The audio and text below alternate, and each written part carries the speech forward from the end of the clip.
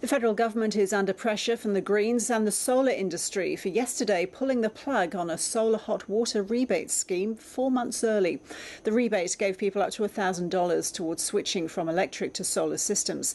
Gareth Jennings is from Rheem, Australia, which employs hundreds of people making hot water systems. He says the rebate decision came out of the blue. Oh, I think there's a combination of reactions. There's shock and surprise that it came so early. There's exasperation that we weren't consulted. And now there's a lot of figuring out going around the place and exactly what we're going to do faced with this challenge.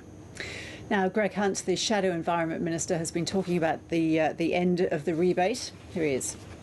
Well, the government should have given multiple months' notice and worked with the industry on a plan to phase down the scheme. That's what good management is. We're told by the government that it's best practice management to give no notice, no warning, to axe the scheme.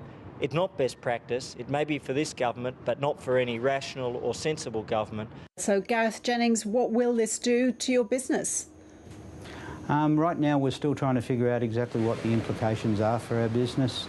Certainly we've got a lot of people that have turned up to work today. We've got 400 people directly employed in the manufacture of the products that are affected by this change, and they're out there today manufacturing those products. The question for us is exactly how big the market for those products is going to be in the future. So do you anticipate job losses over this?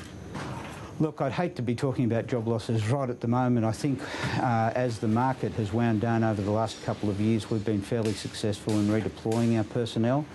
But at some stage it just becomes impossible to cover for shortfalls in sales. Do you get a sense from the government that there is any room for compromise? As luck would have it, we've been in contact with Parliamentary Secretary Dreyfus's office this morning, and that there are some discussions that are occurring about how exactly this change might be modified or what can be done to help us through this difficult situation that we're in at the moment. So what is the situation for customers right now? As of last night, if you hadn't either installed or ordered and paid a deposit on your water heater, you're no longer eligible for the rebate. So now the rebate, or the only support that's available, is under the RET scheme.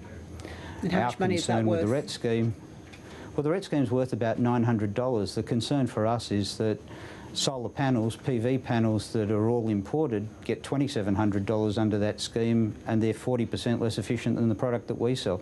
We just can't understand why you'd be overstimulating a market for imported product at the same time that you're damaging a local manufacturer. Gareth Jennings, thank you. Thanks, Ros.